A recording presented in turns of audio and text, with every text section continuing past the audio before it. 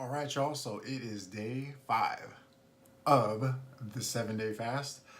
This is crazy. This is everything that everyone has been saying that it would be. I've been watching a lot of videos on people who have been doing it for up to 14 to 21 days. And I've hit the point where everyone says that you're gonna hit a point where it just takes off and you're gonna feel like on cloud nine. This is what they're talking about. My ketone levels today peaked up to 2.5. Normal range is 0.5 to 3.0. It peaked up to 2.5. This is the first day I was consistently in the twos throughout the day. Um, totally feel it. This is nuts. I am so overwhelmed with how great that is. But anyhow, the my weight went from 228 to 226. So I lost 2 pounds. Blood sugar levels were anywhere from 54 to 81. That was such a cool thing today too, to see my blood sugar dip down to 54. On a medical level, we treat people in the hospital with blood sugars under 55. We'll give them 15 grams of sugar as a nurse to mitigate them to want to bring that up into a healthy normal range. I think your body will actually always fight to keep it around the 70 to 80 range.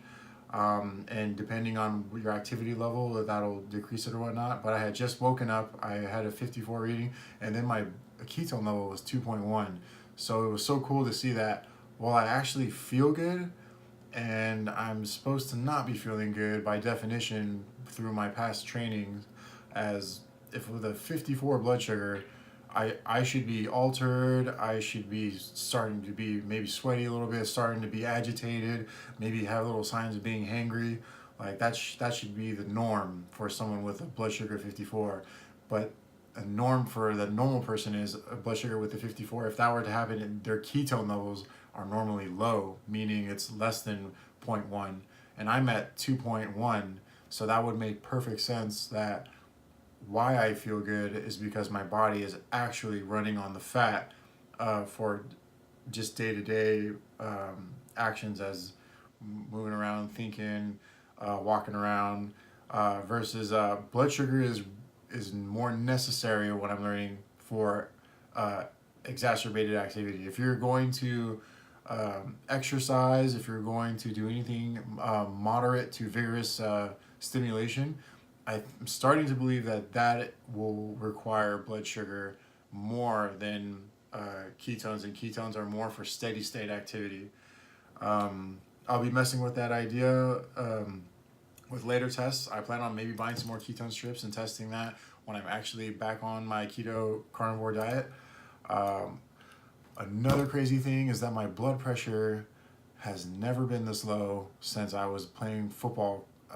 In college, it was 119 over 65. It hasn't been that low since then, and that was like 6 years ago or so, when I was always running around, super athletic. But and there was a point during my college career where I got down to 265 and was just a super healthy fat guy running around.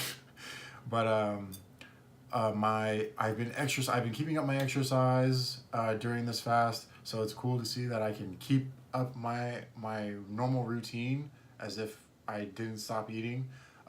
But quick caveat: when I do exercise, when I'm doing any strength training, especially under keto or doing this fasting stuff, slower reps, high rep, low weight, slow reps, nice and controlled, and just 2 burnout sets of whatever muscle group. So today was chest.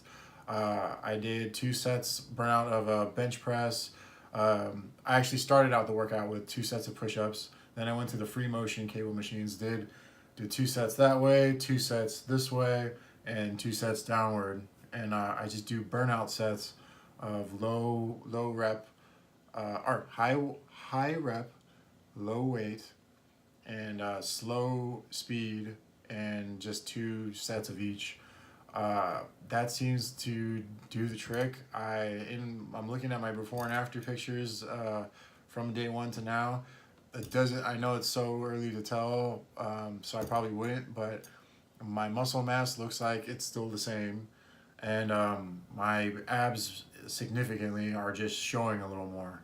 Um, and I'll just see if I can show them now. So I've never had these be defined so much, and this is now just starting to be more regularly defined. So that's pretty cool. As far as sleep, I got 6 hours yesterday. I planned on getting like 10 or 12 today because it was kind of like my day off.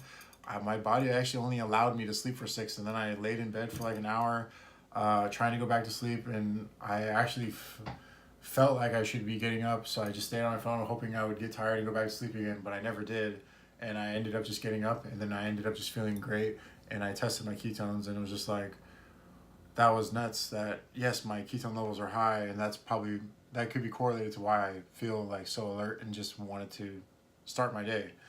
I roughly took in about 2.5 to 3 liters of sparkling or hot water. A cool little trick that I think I mentioned in the last video was that in the morning and then at night, I've been having hot water in a cup, and I've been putting pink Himalayan salt, either 1 or 2 teaspoons, depending on what I'm about to do. Or if I'm recovering from a workout, I'll have that as like a cool little treat, and it's almost similar to that of bone broth and how chicken noodle soup would taste after a workout, just because it's super salty, and water like tastes good to me now. I've actually never really liked water, and you can ask a lot of my best friends, like Reese in particular. I remember specifically mentioning to him, like, damn, like, I don't know how you drink so much water. Like, I hate drinking water. Like, water is like not fun to drink.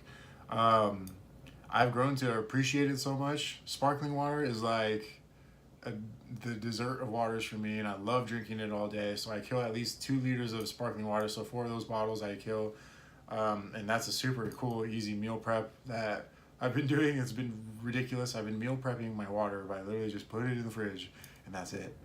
Can you imagine how much time you could save if you did any kind of this fasting at all? Anyhow, and then I do the hot water trick.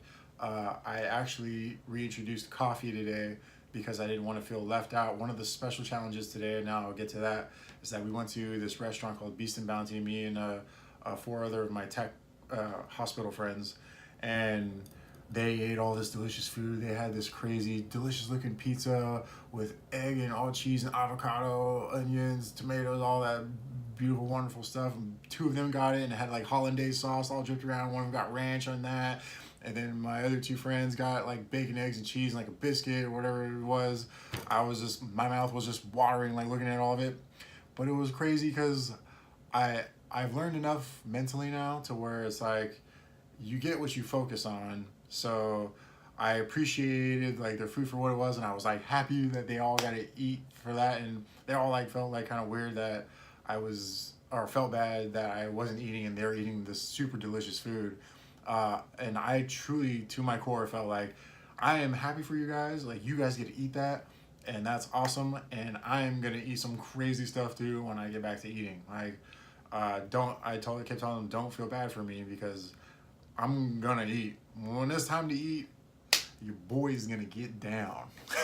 So I'm just excited for that. I'm more excited for the end goal results of this. If I can prove to everyone through the lab outputs, through my own personal aesthetics, through how, and if you can take me on my word for how I'm feeling, I'm leaning towards, and I know it's not very scientific to be so biased, but this feels great. And to see it online, that this is such a common thing that people do and have been doing, and that the common outsider is going to see them like, nope, nuts, that's crazy, and that's not going to be good for you.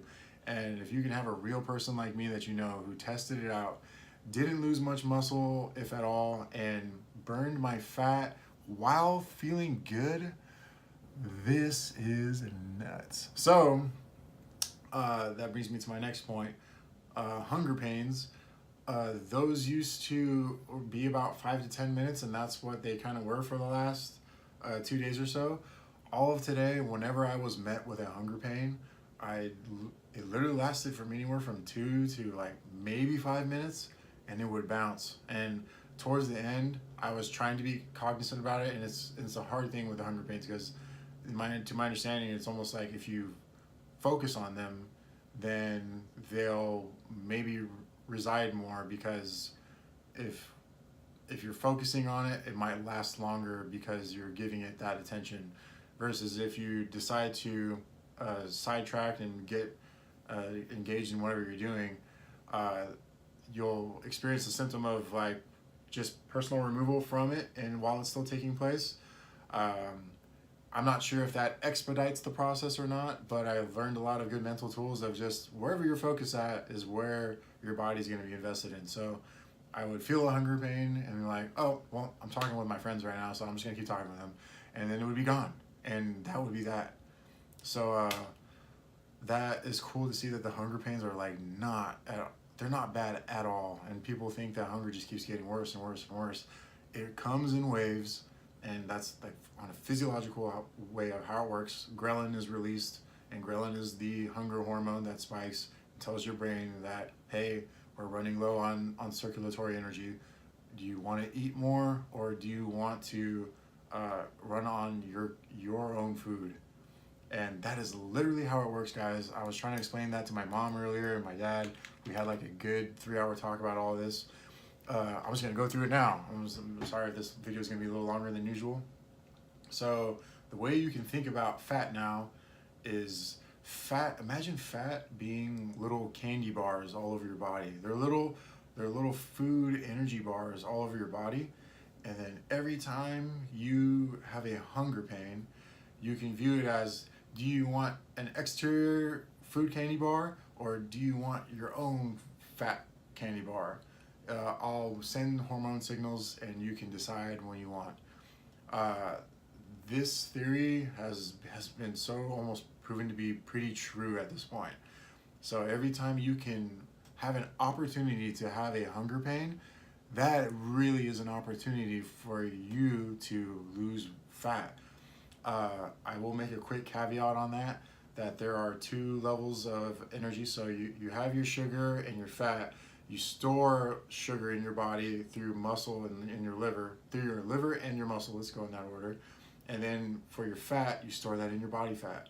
So in order to access your body fat, you actually have to burn through most of the sugar first. And this is all the theory of it right now.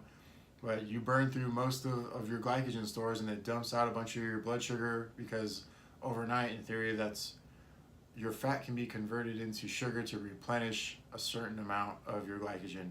To my understanding at the moment, that can change, but you have to actively burn through that through the first part of the day usually, and then your body can dip into the fat, and that's where the magic happens. And so every time you have a hunger pain at that point, when you are in your fat, that's where this magic is happening. Every time you can get past another hunger pain, another hunger pain, another hunger pain, and they get quicker and shorter in duration, this is becoming a solid way to lose fat. Let me just quickly caveat on top of another friend's question asking about metabolism slowing down when people are. So right now, a lot of people think that when people fast, your metabolism will slow down in an attempt to not expend so much energy, because it knows that energy is not coming in. So here are my thoughts on that, based on what I've learned and what I'm feeling and what I've done and have been experimenting with. So yes, I understand that makes like a logical thought process. Here's what I think actually happens. I think when someone ingests so say my daily caloric intake should be 2,400 for me just resting. That is called a basal metabolic rate. That is what I assume from what I've tested with my numbers, that if I were to just be sitting here all day and just breathing and doing work, or maybe not even doing work, I would burn 2,400 calories. So if I choose to do a huge calorie deficit of having a salad, and typically a lot of people will try this method of just eating one really healthy small meal a day, and that'll be such a big deficit, that'll just keep stacking up, and that'll be great. So if you were to just be doing that method where you're ingesting either 500 to 800 calories in a day and thinking that that's a good idea for weight loss, here's what I think about that. I think that will now actually slow your metabolism down. And so how I think your body works is that if your body will say, okay, my host is only taking in 500 calories today, and only eat that salad, and that's it. And they're eating a salad on the circadian pattern, on the circadian rhythm almost. They're only ingesting 500 calories every day. So now what I'm going to do is, because I know that that's what's happening, I'm going to try and hold on to that as much as I can. I'm going to try to hold on to everything that I can, because my host is not going to be feeding himself very well. So I have to do all that I can to hold on to everything. And now, what I think with fasting, which you would think is going to be similar to that, is that because you're ingesting nothing, your body now knows that, hey, we aren't taking anything in. We have to use our stored energy. Like, start getting it out, boys. And what's so cool is that is being proven over all of my ketone history throughout this experiment. I started at low, went up to 1 towards the end of the last day. It like hovered around 1 for the past few days, and it slowly creeped up into the high ones yesterday, and it's been 2.1 up to 2.5 today.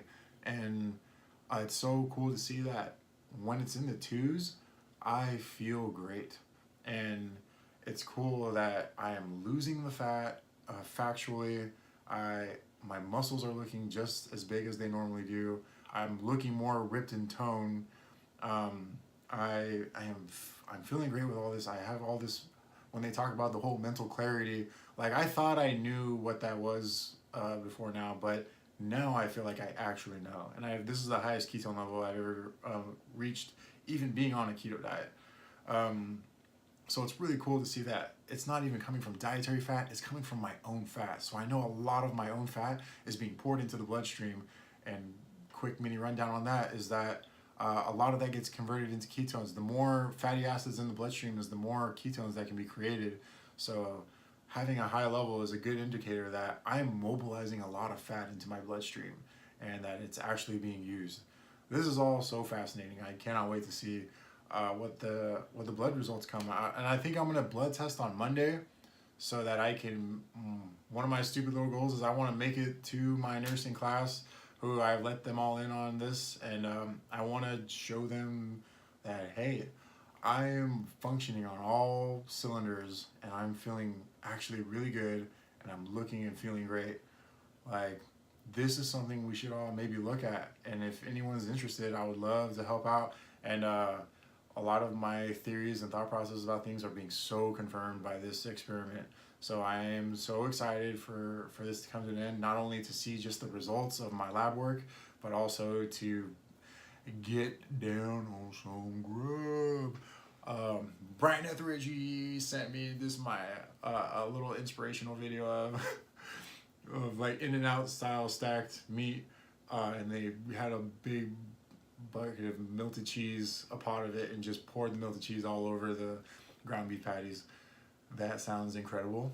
And I plan on buying some maybe Crave Cookie, this company called Crave Cookie that my coworker's Travis' wife, she has a company called Crave Cookie, and she makes these super big underbaked cookies that are amazing, and they're probably, it's maybe the #1 cookie I've ever had, or top 3. So shout out to them, coming for you guys. And I will let you guys know how I plan on breaking this fast pretty soon. It has also been under discussion with myself and my family and friends that I might take this a little further if I can.